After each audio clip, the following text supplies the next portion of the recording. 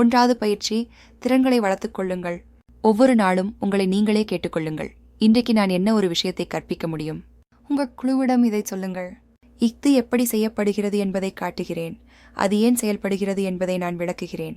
உங்களிடம் கேள்விகள் இருந்தால் எப்போது வேண்டுமானாலும் என்னை நிறுத்துங்கள். கிறிஸ்டிய பயணம் குயிபி எழுத்து குறுக்கு வழியை கற்றுக் கொடுங்கள். உண்மையான உதாரணங்களை பயன்படுத்தவும்.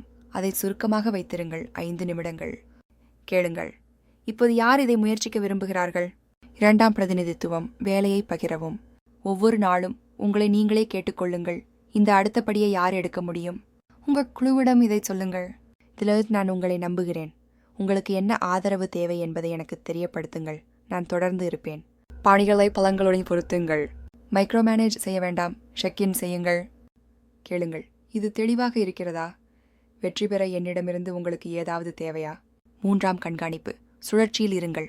ஒவ்வொரு நாளும் உங்களை நீங்களே கேட்டுக்கொள்ளுங்கள். அணி பாதையில் இருக்கிறதா?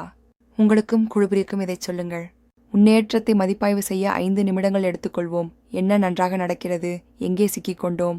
விரைவான தினசரி செக்இன்களை ஸ்டாண்ட் அப்கிரேட் செய்யுங்கள். 3 எளிய கேள்விகளை பயன்படுத்தவும். 1வது, நேற்று நீங்கள் என்ன செய்தீர்கள்? 2ஆம், இன்று உங்கள் கவனம் என்ன? 3வது, ஏதேனும் தடுப்பான்கள் உள்ளதா?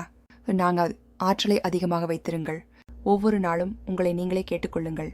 எனது அணியை நான் எவ்வாறு ஊக்கப்படுத்த முடியும்? உங்கள் குழுவிற்கு இதை சொல்லுங்கள். நீங்கள் எடுத்த முயற்சியை நான் பார்த்தேன். சிறந்த வேலை. தொடர்ந்து செல்லுங்கள். நாங்கள் உண்மையான முன்னேற்றம் அடைகிறோம். சிறிய வெற்றிகளை கொண்டாடுங்கள். தினமும் ஒரு நேர்மறையான கூச்சலை கொடுங்கள்.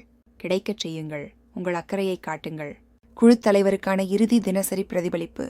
இன்னும் யாராவது வளர நான் உதவினேனா? இன்னைக்கு நான் நம்பிக்கையை வளர்த்து கொண்டேனா?